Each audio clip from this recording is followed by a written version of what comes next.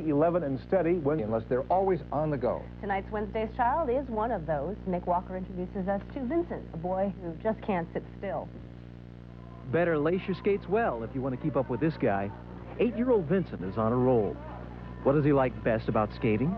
Going fast. Vincent is an active guy who says he's happy doing just about anything, but he does have some favorites. What do you like to do? I like to go fishing. I like to play basketball, hanging out with my buddies, go to the park and stuff. Vincent would like to do all those things with a big brother. His older brother has already been matched, and Vincent wants to get in on the fun too. Now, what Vincent needs most is a big brother to be there for him. In Lacey, Nick Walker, the 10 o'clock news. If you'd like to help a child move forward, call Big Brothers Big Sisters at 1-800-225-BIGS. And if you want to be Vincent's big brother, make sure you can keep up. Yeah, Nick was doing okay. He's doing all right. Coming up next, a warning.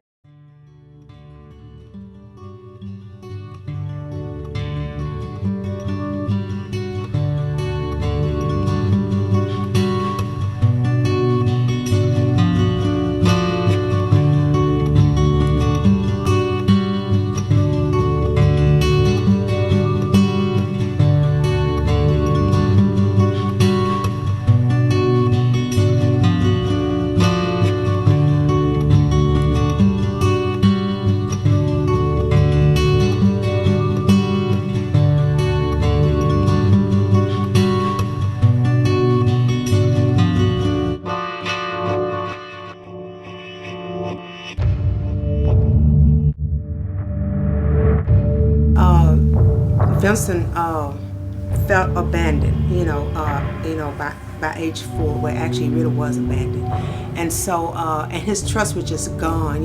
Just like if I said I was going to go to the store, he was so scared that I wouldn't come back, because his dad didn't come back, and so and he didn't have trust, and so his dad said, I'm going to the store, and when I come back, I'm gonna bring you some bubble gum, and then it'd be like weeks, and then when his dad come, he forget the gum, and little things like that. So he learned, don't trust. So he wanted to make sure that I didn't go anywhere. He said Leon took me places that my dad never took me. Well, he went, and I said, yeah, that's true. I said, because you was 4 years old when your dad left. But he's listened to all the other kids talk about what they do, and everything. And he said, I get to go to movies, I get to go fishing, I get to go to ball games, I get to do this.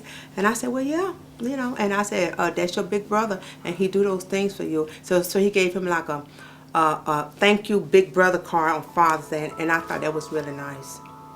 Leon taught him how to tie a tie for the first time.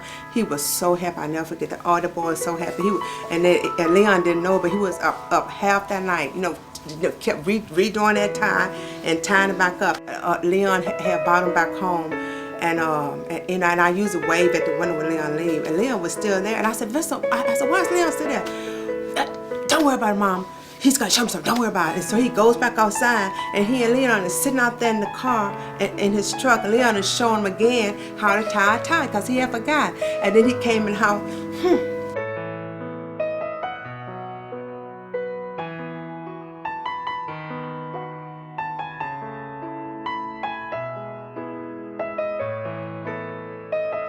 There's no reason ever for you, to start smoking or taking drugs or alcohol, anything. I said, you have everything what you need. And he told me, I know.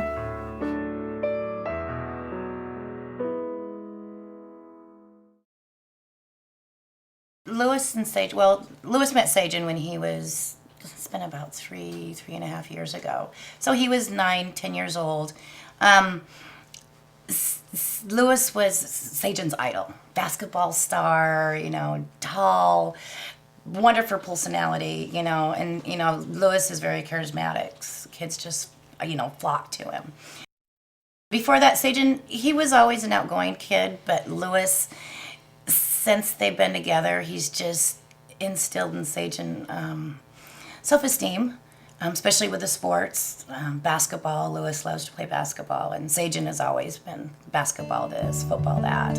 And he's really showed Sajan how to play the game, be confident, not give it up, you know, be aggressive.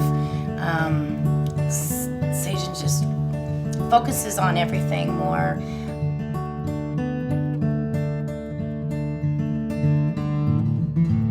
And he said that, you know, Sagen is such an awesome kid. And, you know, if you ever need any help with him, any guidance, and, you know, just let me know. And to me, that was everything.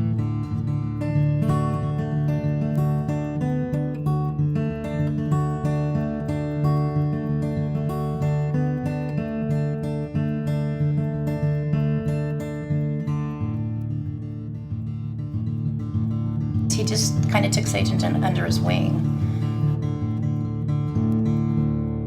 I think every child needs somebody that they can talk to that's not a parent, or it's just, I think it's great. And I trust, you know, Lewis is wonderful. I trust his judgment, but I think every person actually needs somebody that's not involved in the family that they can talk to about their problems, especially growing up, you know, going into puberty, the teen years. All the things, the peer pressures that are out there, that's really important. The biggest thing that got me into doing it, and you know, the biggest, you know, there's no reward, you know, but the thing that got me is when kids come to me, you know, and they tell me, you know, look what I can do, look what, you know, show me something that I taught them. That's the biggest, you know, achievement that I get out of it. I love when kids come to me talking about, you know, look what I did. And like I teach kids how to play basketball and everything else. And then, you know, when I play against them, I see them try to use my moves on me. You know, like Sagen. Sagen's got all my moves down. He thinks he can beat me.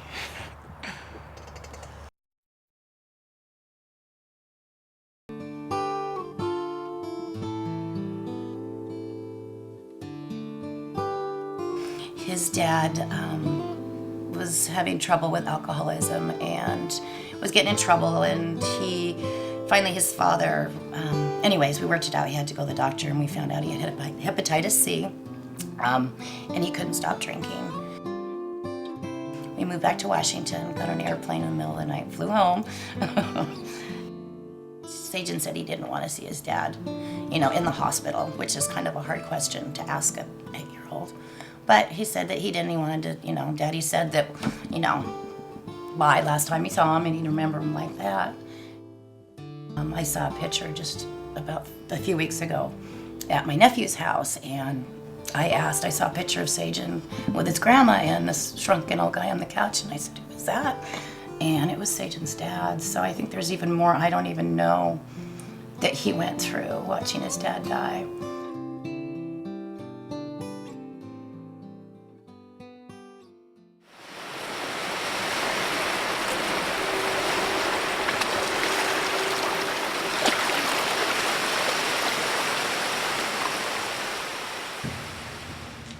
Our national organization has been around for over 100 years. We celebrated our 100th anniversary last year in 2004. And here in Olympia and in Thurston County, we've been serving this community for 20 years. We provide a professionally supervised mentoring service using volunteers like yourselves to children that are 5 to 18 years old that are at risk.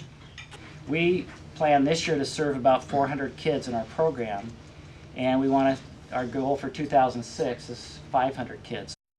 We had 20 kids that Mervyn's funded, and then through the McDonald's Foundation we were able to get 30 more children, and each child got to go to Mervyn's for the morning and spend $100 on school supplies, or basically school clothes for themselves, without their parent telling them what to do.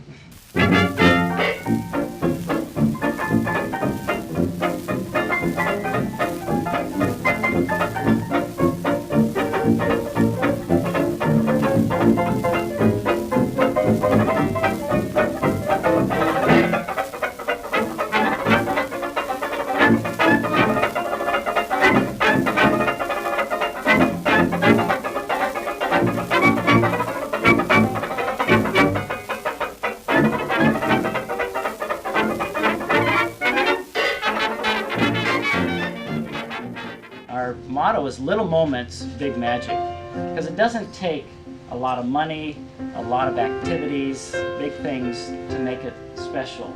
It's those little things, that walk in the park, learning to play Frisbee, going to get an ice cream cone, taking a child to a movie, maybe going to this play like York, those kind of things, the simple things that aren't really big things that make a big difference. You know, and I think if they could have a big for every little and a little for every big out there, they would do it. They would do it.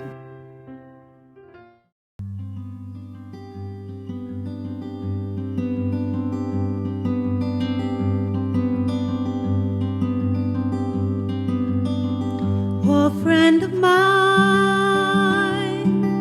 see your smile in every cloud that passes by. See you rise at night in every starry sky. You're the place that I call home. Something of you follows me wherever I do roam. Something of you follows me, lives in